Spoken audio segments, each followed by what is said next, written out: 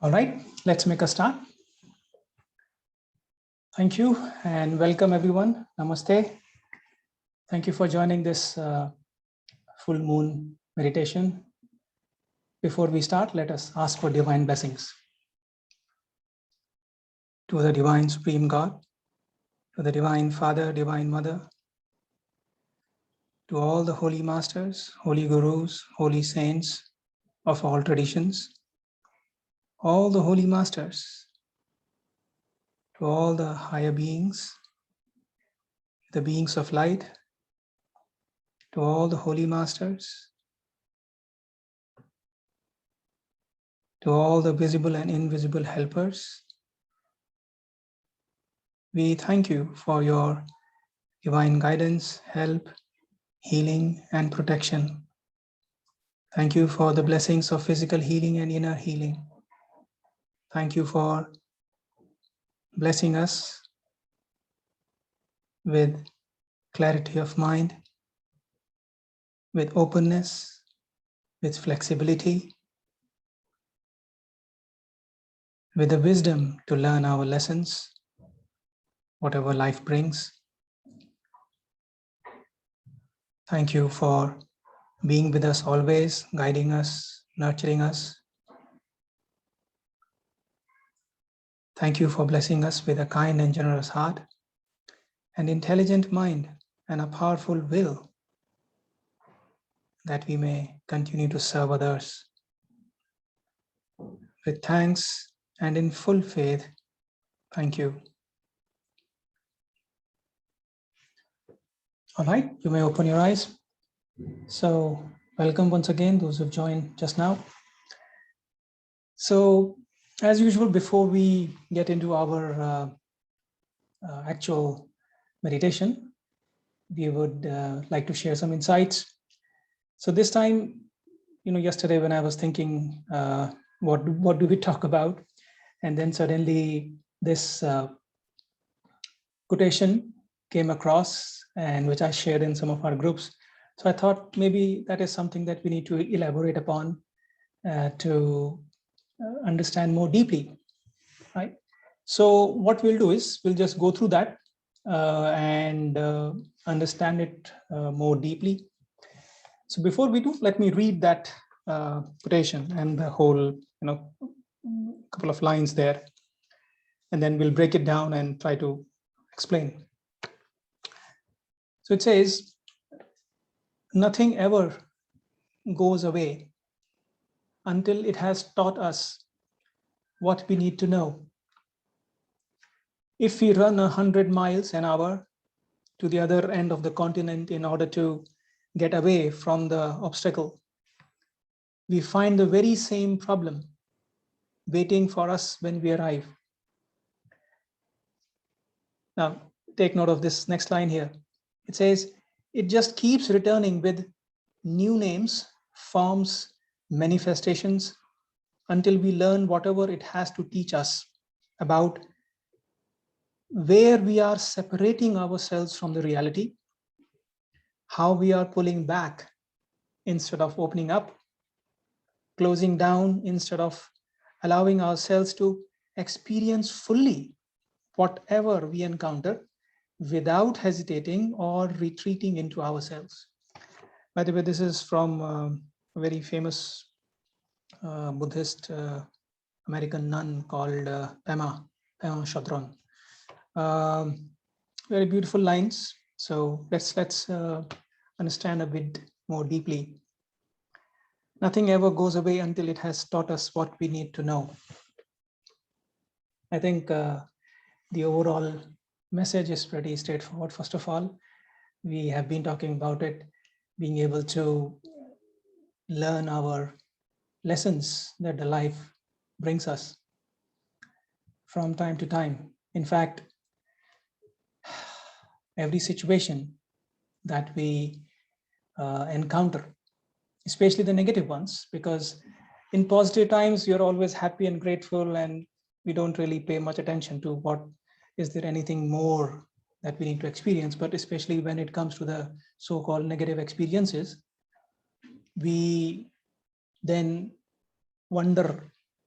why me, or what's happening, what could I do about it, and so on. And sometimes we also see that there is a pattern which keeps on repeating, and then just keeps on repeating, sometimes to the extent where we really lose hope, or something like that. So in a nutshell, first of all, as Master has always taught us, is that especially behind a so-called event or an experience. By the way, this label of good and bad is just an invention of mind, because life is. The label of good and bad depends really on our past experiences, what we have been taught by our society, by our parents, by our teachers, which anyway has created a so-called separation from reality. Because when somebody says, hey, this is the whole truth, I mean, come on. It's like, for example, if I take a ball, okay, and place it on a surface, you will notice that only a small part of the ball touches the surface, right? Now imagine this surface is your mind, and you're trying to understand the ball or see the whole thing, and whereas only a very tiny small portion touches your mind, right? So you are never seeing the whole truth. So anybody is telling you that this is what it is, that person himself or herself does not know the truth in its totality. But growing up, we make that belief that life is like this. It is supposed to be like this. If it matches our experiences of the past, we say, hey, yeah, this is a good experience. If it doesn't match our experience of the past and creates so-called pain, then we say, this is a bad experience. But what we don't realize is life is the way it is supposed to be. It is our teacher. Every single moment there is a lesson, there is something that we need to know about. Only if we are open to this so-called reality and the truth of life. And we can only learn this by taking away the so-called illusion from our mind that, the biggest illusion, of course, is of the separateness, right? You, me, him, her, that, this, my emotion, my thoughts. When we look at it, everything from separate instance, and that is by the way the function of the mind, it separates, it divides. That is how because mind, or the brain, so-called, actually not the mind, but the brain cannot comprehend something like this. It has to be something more sequential, which the brain can process, right? And because of which we are only able to see a small portion at a time. We see this, okay, move away, then the next. So it moves in blocks, okay? But that's the limitation of the so-called mind or the brain. But then when we, by some method, are able to say and realize that I'm not the mind, right? When we look at something without past conditioning, we are truly able to appreciate what is. For example, when you say to someone, I know you, what you're in essence saying is, I know a past of you. I don't know you today, now, at this moment, very, very moment. I know you from what you were in the past, and I keep seeing you from that filter with that, spectacles or goggles, which is always clouding today what is. So that is what I think this line which Pema said, where we are separating ourselves from reality. What is the reality? When we say that I am not the body, I'm not the emotions, I'm not the thoughts, I'm not even the mind. To a certain extent, what we're trying to say is, I'm none of these. I'm the soul. Now, we also say that spiritually we are one. So while we are separate, look at this beautiful paradoxical statement here. While you and I could be separate from one perspective, and yet we are one. Without the existence of each other, we cannot comprehend the other. So without knowing what is separateness, it is difficult to experience the oneness. It is like the duality which always exists. That is one of the lessons that we, or any spiritual aspirant, tries to find and experience in his or her life, that ultimately we are one, and yet in the beginning we see something separate. Then only by seeing what is not I. Now understand this here also. When I see sometimes in the beginning, when a person is on the spiritual path or trying to evolve, first of all, it starts with the you and I, and keeping things separate, and I am separate, and I am concerned with myself, and so on. But then it evolves. It evolves from being separately looking like this. We try to realize that the essence within us is the same, and we are one at a much higher degree, or from a much higher perspective. Now, many things that we experience, the so-called painful experiences. In fact, it is said that pain is the greatest teacher, because pain has many lessons embedded in it. Some of you may have noticed that sometimes when you go through some pain, I'm not only talking about the so-called physical pain as such, but it could be emotional pain or something like that, or some difficulty in your life. Have you noticed that you become more compassionate towards others? You understand that, I've gone through this. So you're able to understand the pain of others. And therefore, if you have healed, you know what it takes to heal others. So only by going through that, you're able to help others. That is one way to look at why pain exists. Other way to look at it is, it is associated with the so-called the desires. Okay. Now, let's take example of the desire of food. Right? You like some food, you enjoy it. When you eat it, it gives you the pleasure. Pleasure is a characteristic of the emotional body. Right?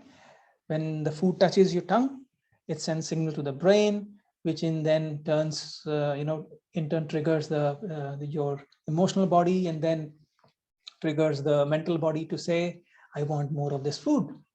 So then your desire rules the mind to bring that experience again and again. It starts to plot and think, hey, how can I get this food again? And so on. And now imagine, let's say you have this favorite food of yours in front of you, and you enjoyed it, and you ate all of it, and you ate a lot of it. After that, suddenly you feel, oh, I'm full. And maybe it starts to hurt, and you say, oh, I shouldn't have done that. Oh, my desire led me to overeat, and now I am suffering. I'm just giving you a very simplistic example of how sometimes pain translates into a lesson. Pain helps you to overcome desire. It doesn't mean that, of course, you inflict pain purposefully. What it simply means is that pain is the enabler for transmuting, because next time you will probably be more wise and say, hey, you know what? I like food. I can eat once in a while to a certain extent. I'll eat a little, but I will not allow this desire to overcome me, right? So you then, because of the pain that you experienced, then you are able to appreciate the lesson behind it and say, let me control. In a certain sense, you would have overcome your desire for the food, at least for that food. And then it builds on. Another positive example, if you take how we learn the lessons and the qualities within us, how we develop the qualities within us. Say, for example, love, right? One of the most commonly used attributes and the phrases we always talk about it. But let's understand, if you have a pet, right, a dog or a cat, and you love your pet, so that is love at one degree. Then you have love for your spouse or your child. You love your work. Maybe you love your country. Maybe you love your guru. So if you think about it, it's all love. The base emotion is love, but perhaps different kinds of love, but essence is still the same. So in the beginning, and think about it, like even the most barbaric person, for example, could have some love towards his or her family. So love is always the so-called underlying emotion behind all of us, and we gradually develop it. Sometimes we develop it by experiencing love towards a pet or a spouse or a child or a friend or something like that, or parents and so on. Eventually, as we keep on developing the love, it can take a higher form, the love of humanity. So that's why Master says that, the secret is in the heart. You start with the emotional heart, the heart chakra. From there, it goes to the crown chakra, compassion. Love takes the form of compassion. Along with the wisdom. Wisdom is higher form of love, because when you have wisdom, you truly do things for others. So wisdom merged with compassion, you take action, of course, combined with the will. That's why it is the light, love, and power, higher degree of light, love, and power, right? You take action, you do things to alleviate the suffering of people around you. So that is love now evolved to a much higher degree. So if you pay close attention to what is happening around you, you will be more aware of the things happening, especially the negative things. Just to give an example, one time there was this student of mine. I think she underwent a few surgeries. In the beginning, when something happened to her, she was, crying and kicking and screaming and scared and cursing and so on. Second time, again, she had to undergo, after maybe a few years later or something like that, she was still the same. She was still cursing and, blaming everybody else and, why me and all of that. Fast forward a few years later, something again happened and she had to undergo another major surgery. Of course, this time it was much bigger in that sense. And then maybe, I don't remember whether we spoke, I think we spoke before her surgery, and she started doing more twin heart. She started to observe her emotions and so on. So this time, the third time around, she was much more calmer and went through the whole process, was more grateful what life is bringing. Perhaps she didn't understand. So I asked her after the surgery happened and she was back back to her home, I asked her, and she was talking to me and sharing these things. I said, what lesson did you learn? Her response was, I don't know now. I may have to reflect more. So after a few days, she came back and said, number one, whatever has happened over the years, first of all, I realized that I am not perfect, and it is okay not to be perfect.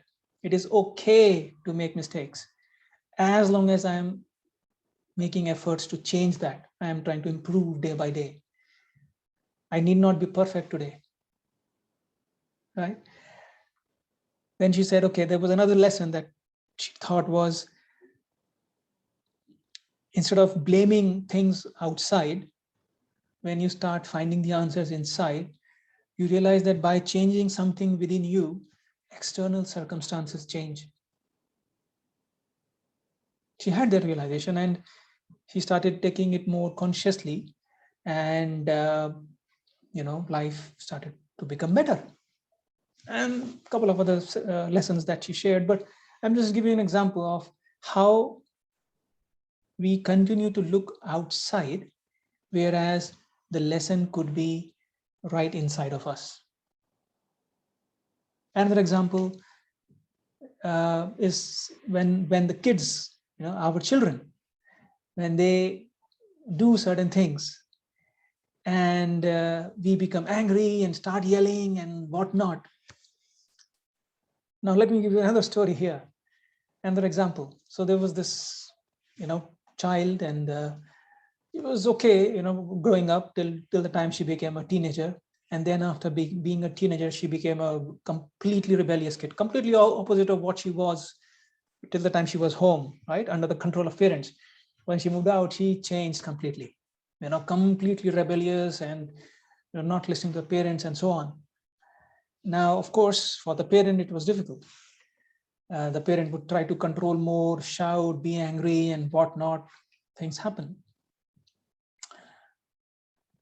But digging deeper, after the parent was interviewed and counseled and so on, it so happened that that woman, that parent, was in her own childhood was subjected to a lot of control and anger and many such things, and she could never speak up, right?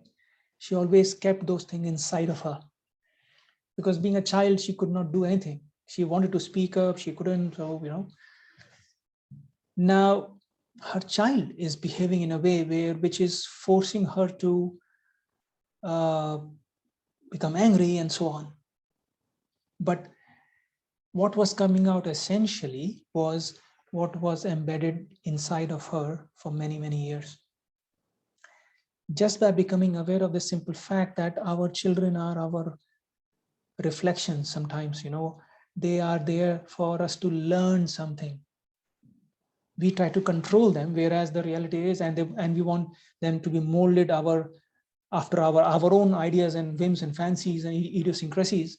But what we don't realize is their role in our life is to help us grow spiritually, to teach or become instruments in our life to grow. So as this child presented herself as being rebellious and stuff, it allowed this person to, first of all, bring that anger out again. But then as the person understood, she started to understand, okay, I need to be more tolerant and I need to be more aware of what I'm saying and so on and so forth. As she started to become more conscious and aware, the relationship improved. So instead of seeing our negative patterns as the so-called bad experiences, if we just simply shift our perspective to say, without changing anything, make a note here, right? What we are saying. Without changing anything,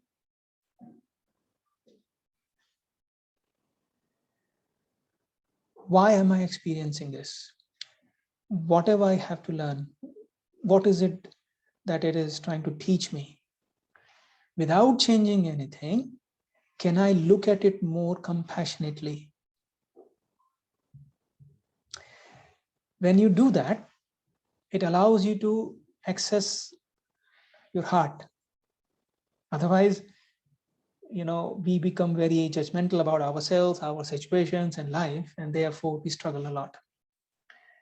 And we then suffer more.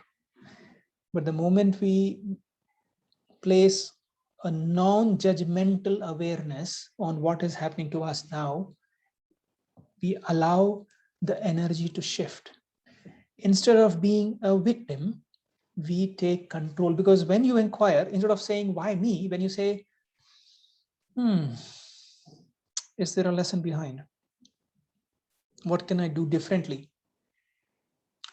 As you start posing these kind of questions, you take control.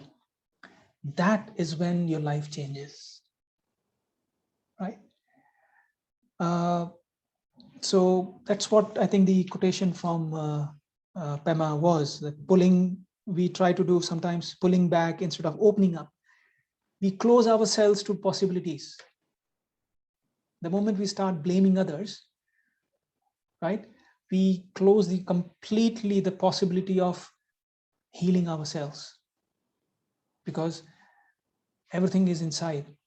There is no question in the world, in this whole universe, which has no answer. And whether you like it or not, whether you know it or not, the answer is right inside of you. All of it. All the questions that have ever existed in your mind or will ever come to your mind, the answers are already inside of you. All you have to do is just simply shift that awareness, shift that focus, see life as is, not in a negative way, but really saying that must be something for me to learn.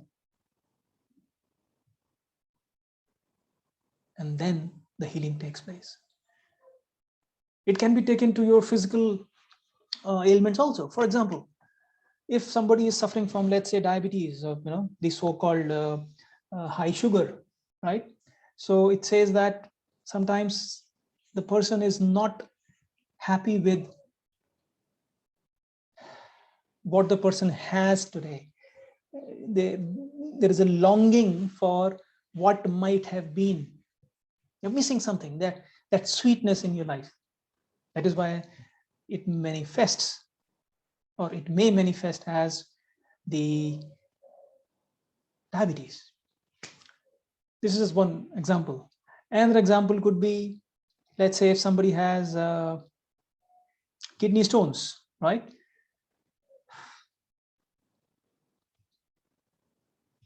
Stone, something is not dissolving.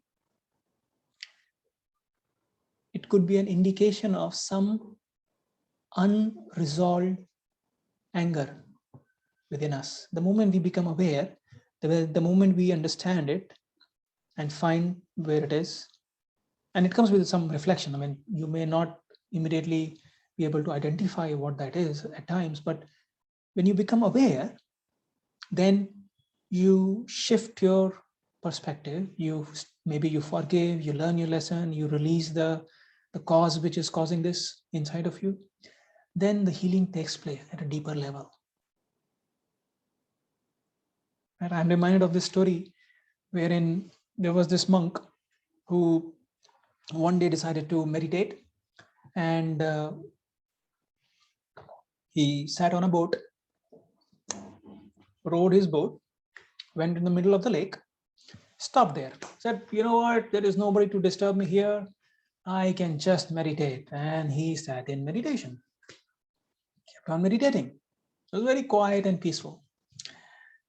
Suddenly he felt that somebody was knocking his boat, as if somebody is moving his boat or nudging the boat. So this guy got like, who is disturbing me? Anyway, he thought maybe it will go. He continued. Then it again, happened. So he got irritated. opened his eyes because he was angry now, because it happened after a few times. And then he said, who is doing this? Come on, let me see. He opened his eyes and see, hey, oh, there was just a boat which just strayed. Maybe it lost its anchor or whatever, and it strayed and was hitting. He achieved enlightenment. You know why?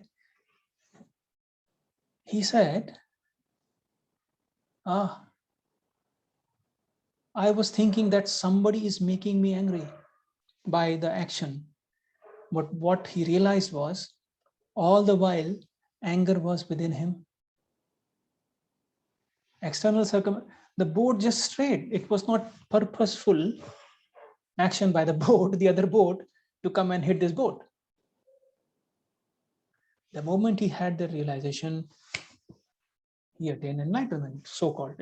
That's how the story goes. So sometimes some people would needle us, needling.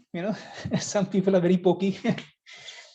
they would do things, but we have to understand that it is perhaps not about really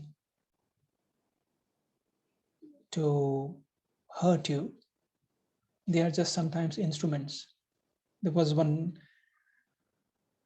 parent-child, again, the mother, the father, and this child. And this child became psychologically sick after many years of being subjected to the intense anger and control by the parents. And I'm still talking about that child was, I think at that time, 6 or 7 years old and psychologically imbalanced. Then, and while talking to the parents, I came to understand that, these parents were very controlling and always angry and always yelling at the child and don't do this, do that, and all of that. And they would fight with each other. I told them, look, it's the same. It's a similar kind of example which I mentioned earlier with that mother and the girl. Is here the child is only an instrument. He's trying to awaken in you the quality of love, forgiveness, and the patience, and hence this child is being the way she is. And of course, in the process, the child was suffering, right? Sometimes the most loving souls in our life, it is said that sometimes our best friends at the soul level, our best well-wishers, so to speak, they may sometimes come in our life as our biggest enemies. Why? Because from the level of soul, they want us to grow and they are willing to sacrifice themselves. So you can imagine that the soul coming into your life, some other soul, and saying, I'm okay to suffer, but I want you to grow.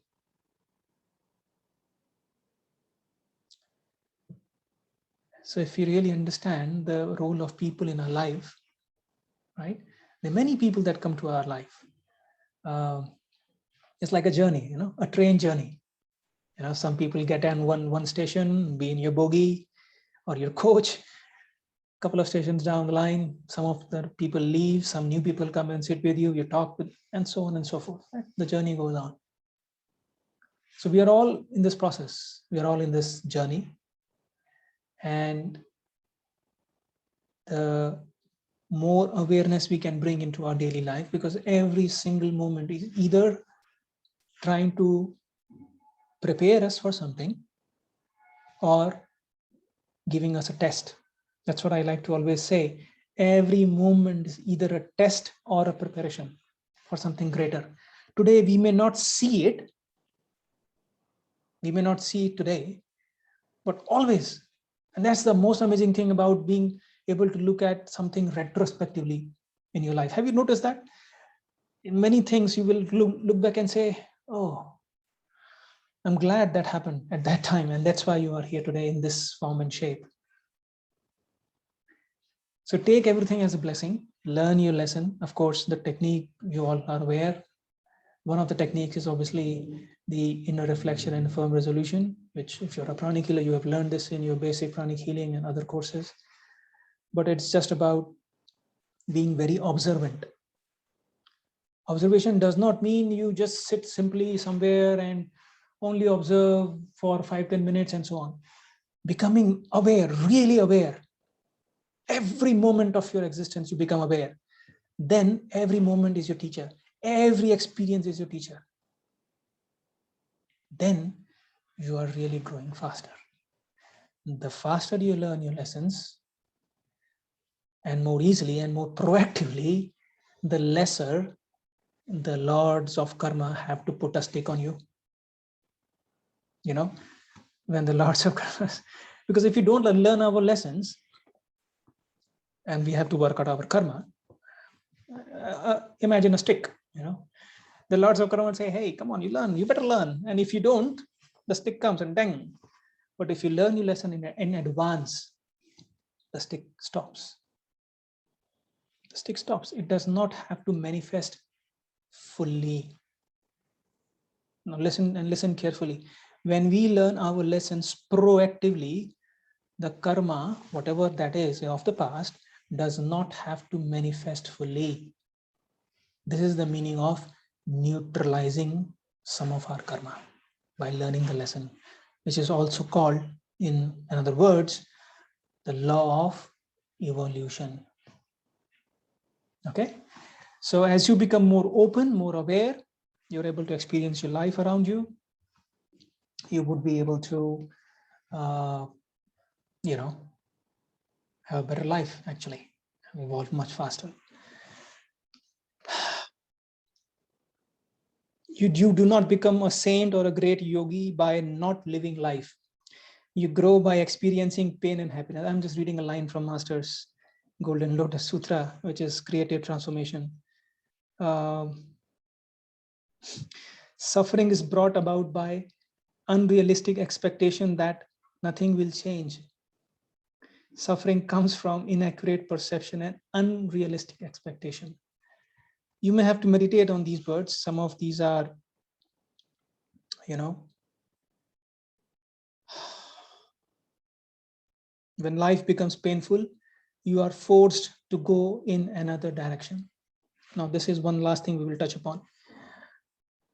Sometimes when we become so-called illusioned because of the glamour that we live in, the Maya, and we do certain things, we don't change, then whether we like it or not, if we do not change willingly, something painful will happen or may happen, which will break completely your shell of glamour. And then you would say, now I have become disillusioned. The veil of Maya is gone. So do not wait for that. Do not, wait to undergo the pain and the suffering. Be smart. Try to learn your lesson in advance, because life is about learning our lesson. That's why we come down, right? The higher soul, which is pure but not yet perfect, sends a portion down, which is called the incarnated soul, to learn and gather experiences. The more lessons it has to learn, and it keeps coming down. The problem is the incarnated soul identifies itself with the body, and then the so-called pain and suffering happens. The moment, at least intellectually, we say, I'm not the body, I'm not my emotions, I'm not the thoughts, I'm not even the mind, I am the soul. At least to a certain degree, we are disillusioned. And from there, the path opens up for us to experience life in its totality. Okay? And when all the lessons are learned, there is no more return. That is how we complete our journey of evolution and the cycles of birth and deaths. So you learn your lessons, in all its positivity, and well, have a better life. All right. I think this topic is pretty vast, but we hope that at least we give you some glimpses of how everything that happens is really there is a lesson embedded behind it. Okay. Now let us meditate, shall we? We hope you have done your physical exercises.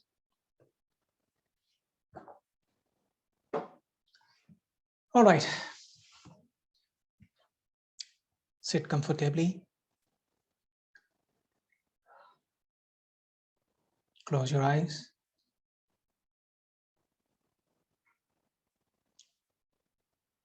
Closing of the eyes during the meditation is different from closing our eyes of the mind from life's problems.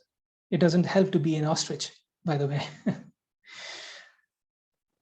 You can't avoid problems of life by being an ostrich. When the ostrich sees a hunter, it buries its head in the sand and says, hey, I'm safe. Nothing would happen. What happens? It gets shot. So don't be an ostrich. Anyway, close your eyes comfortably. Normalize your breathing.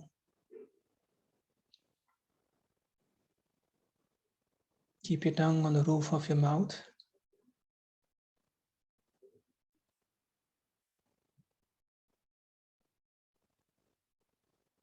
Be aware of your feet as you breathe in and breathe out. With every breath, become aware that each body part of yours is relaxing. Your feet, your calves, your thighs, your entire legs are now very, very relaxed. Your lower back, your middle back, your upper back, your entire torso is now very, very relaxed. Your shoulders, your arms are now very, very relaxed. Your neck, your head, your eyes, muscles of your face, your mouth, your jaws are now very, very relaxed.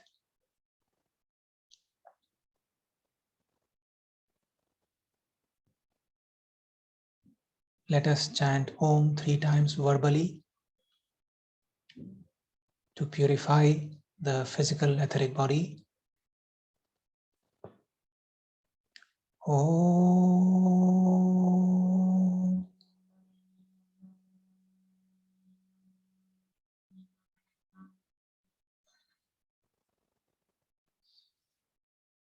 You may also chant Om.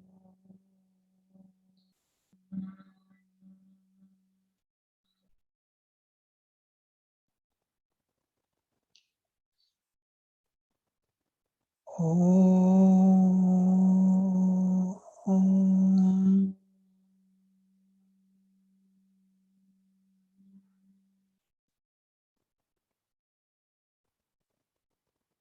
Be still. Be aware of the divine energy coming down and purifying your physical etheric body.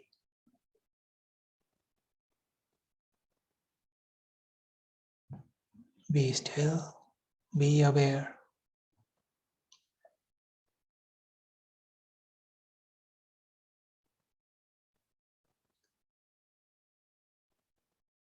We will now whisper Om 3 times.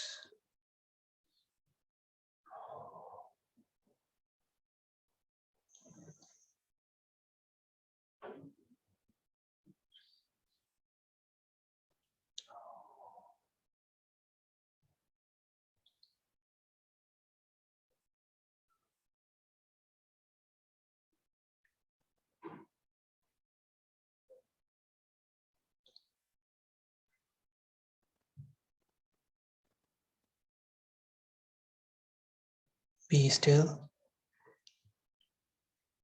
Be aware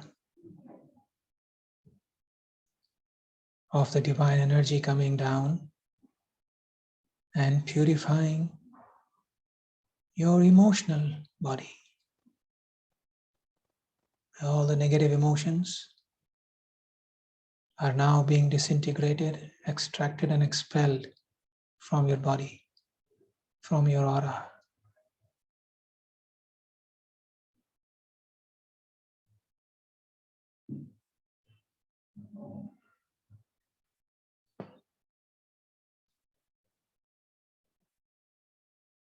We will now chant the mantra Om mentally 3 times.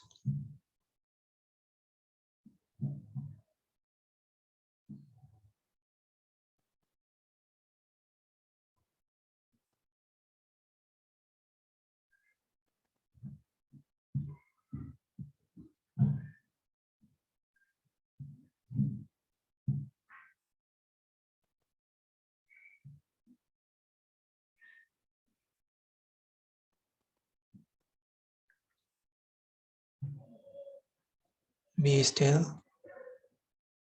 Be aware of the divine energy coming down and purifying your mental body. All your negative thoughts and emotions are now being disintegrated and expelled and disposed of properly.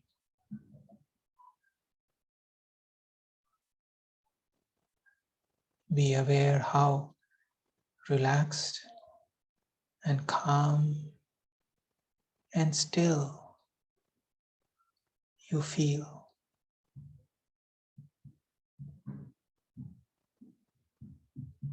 I am that I am. I am not the body. I am not the emotions. I am not the thoughts. I am not the mind. The mind is just an instrument of the soul. I am the soul. I am a spiritual being of divine intelligence, divine love, divine power. I am one with my higher soul. I am one with the divine spark within me. I am a child of God. I am connected with God. I am one with God. I am one with all. This is the truth, regardless of the capacity of the brain to experience the truth. I am that I am.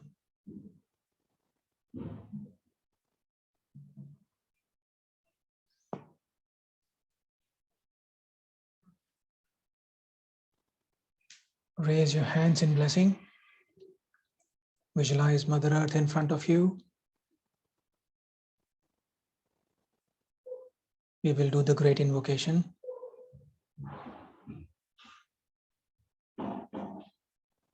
Be aware of your Agnya Chakra.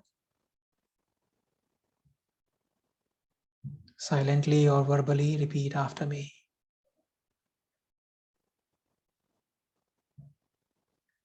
From the point of light within the mind of God, let light stream forth into the minds of every person, every being.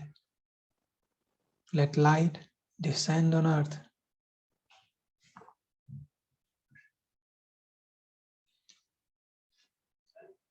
From the point of love, be aware of your forehead. From the point of love, within the heart of God,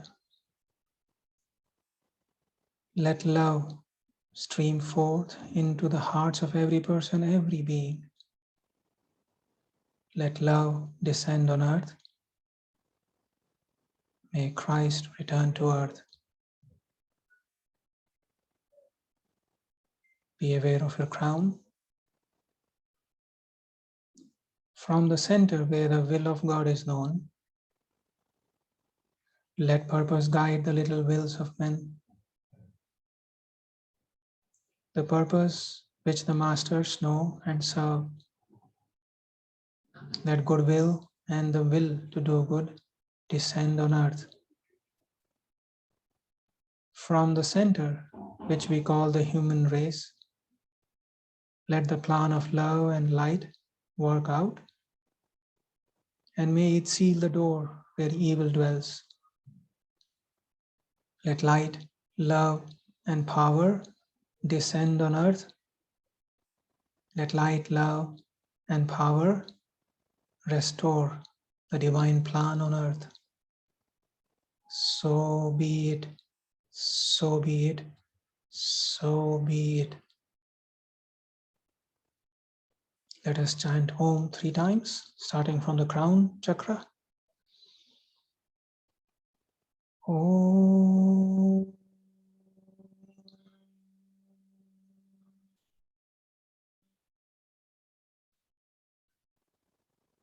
Forehead. Om.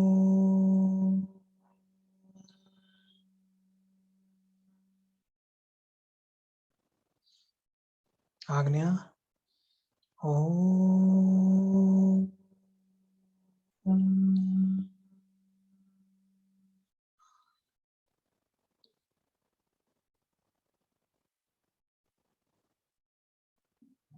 May whole of Mother Earth be blessed.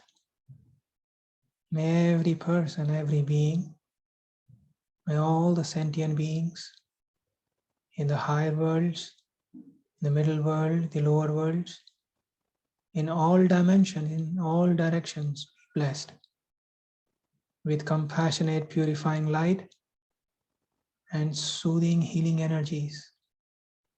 So be it.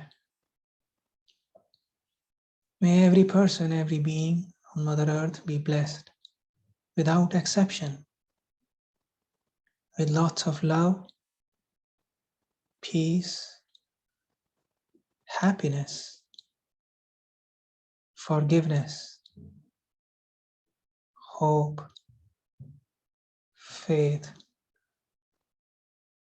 with divine light and divine joy. So be it.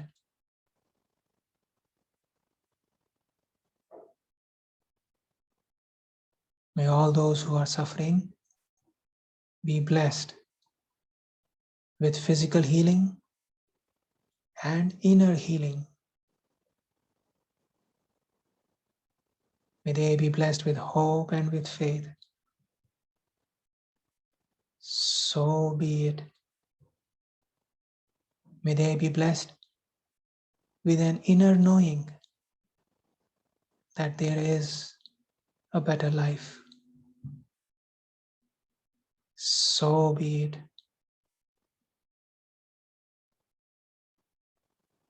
May they be blessed with hope and with faith. So be it.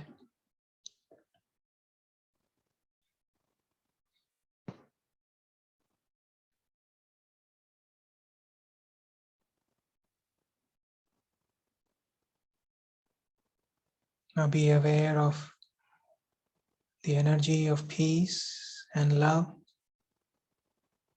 descending down in your home, surrounding your entire home, filling your entire home with peace and love.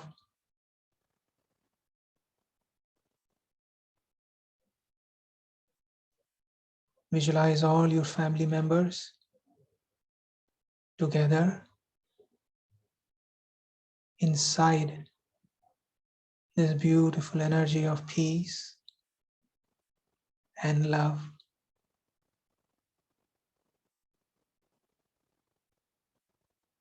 So be it.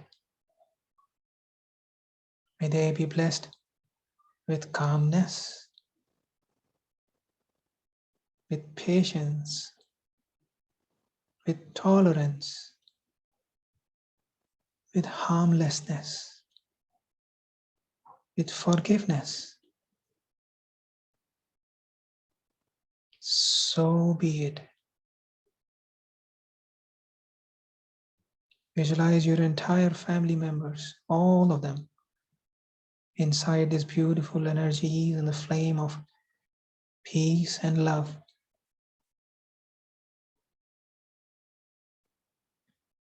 And let this energies of peace and love fill your entire home, the walls, the roof, the ground below you, all your furniture, everything. And visualize that these energies of peace and love are radiating from your home to all your surroundings, the trees, the plants, the buildings, your entire neighborhood is filled with the energies of peace and love.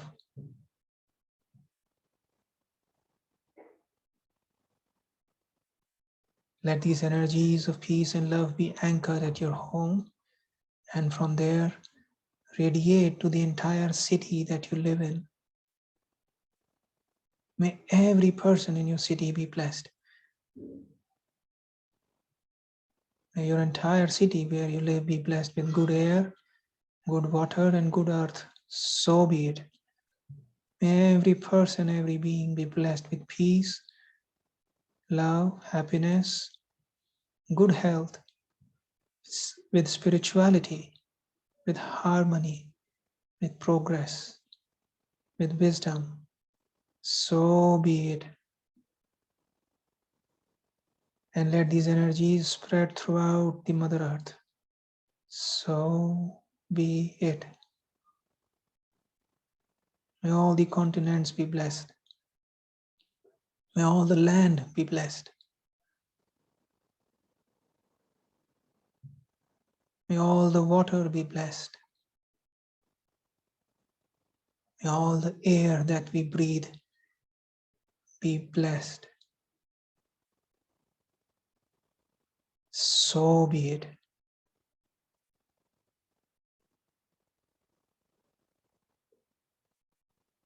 Visualize the entire aura of the Mother Earth turning into beautiful golden pink, filled with love and peace.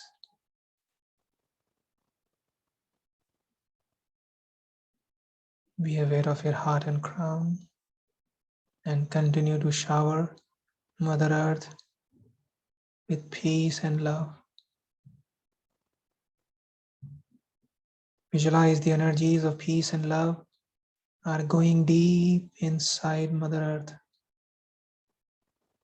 and transmuting the past energies of conflict, the war, the hatred. May all the past energies, all the past tendencies be transmuted, be healed by the energies of peace and love. Love transmutes all. And visualize that the energies of peace and love are coming out of the ground and filling the entire earth. So be it. May all the plants, the grass, the trees, the mountains be blessed. May all the lakes, the rivers, the ponds, the oceans be blessed. May the very air we breathe be blessed. So be it. May all the kingdoms of Mother Earth be blessed. May all the mineral kingdom be blessed. The plant kingdom be blessed. May all the animals be blessed. May the entire human kingdom be blessed. May all the higher kingdoms be blessed. So be it.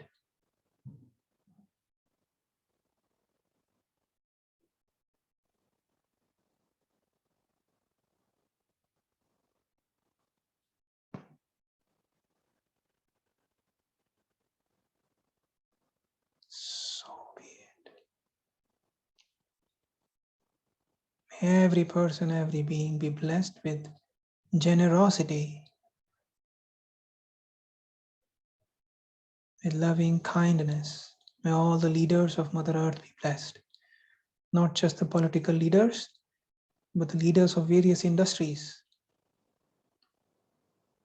be blessed. So be it. May all the resources of Mother Earth be properly distributed. So be it. May all our farmers be blessed. So be it.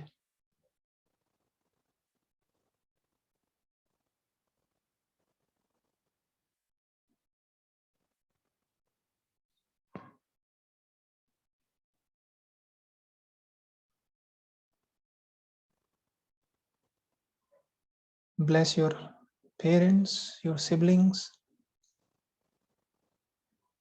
their spouses, their children, your spouse, your children. May all of them be blessed with good health, happiness, with prosperity and abundance, with spirituality, harmony, and divine peace. So be it.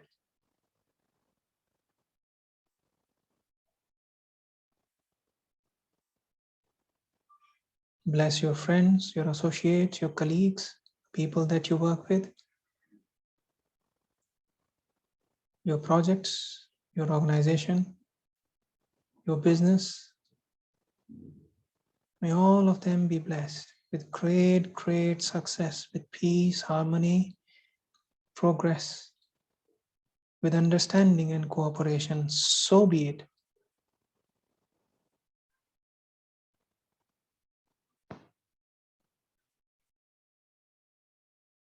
Bless your wishes. If you have written them down, you can keep your written wishes in front of you. If not, just bring your wishes in your mind. Take time to repeat your wish in your mind.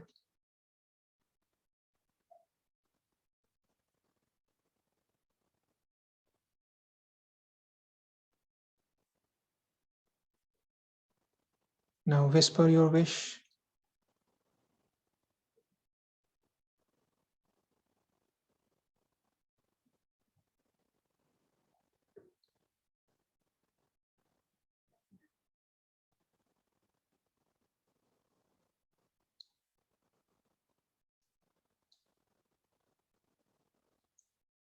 And now verbally say your wish.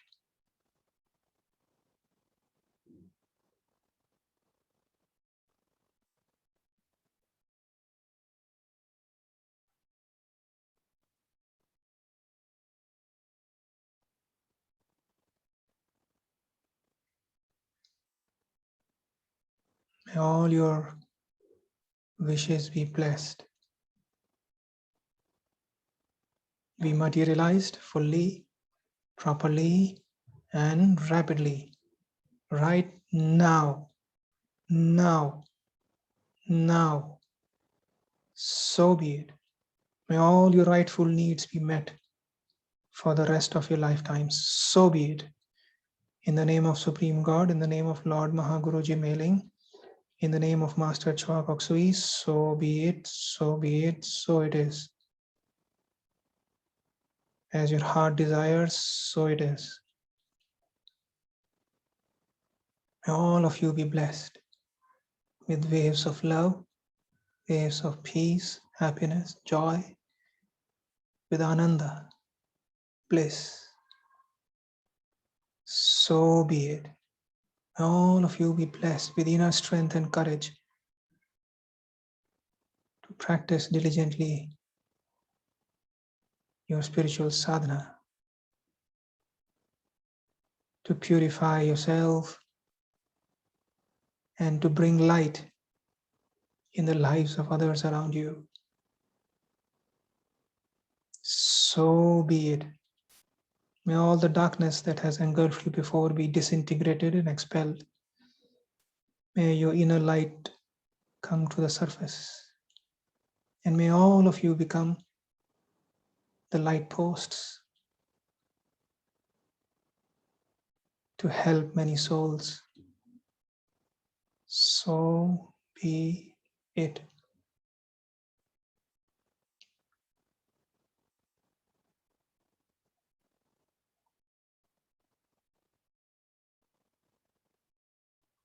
So be it.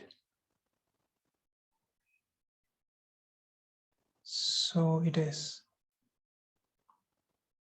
Om. Amen. Amen. Tathastu, and so it is.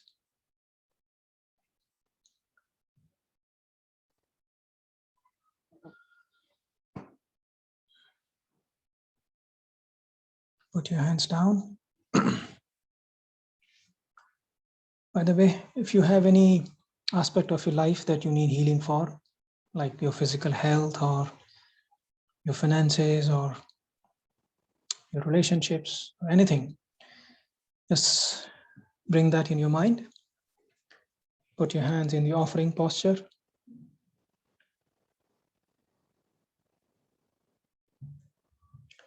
You say, Lord, I humbly offer this aspect of my life to you.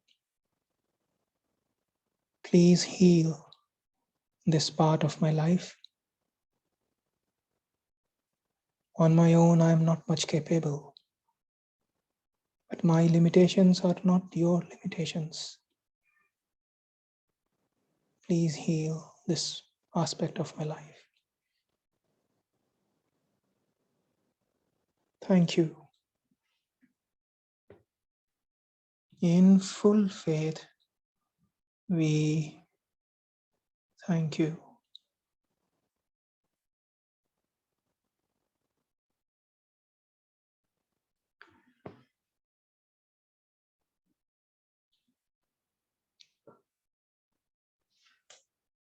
To the Supreme God, to the Divine Father, Divine Mother, to Lord Mahaguruji Meling, to our beloved teacher, Master Choa Kok Sui, to all the great ones, all the holy gurus, holy saints, holy angels, spiritual helpers, and to all the great ones, we thank you for your priceless blessings. Thank you. In full faith, we thank you.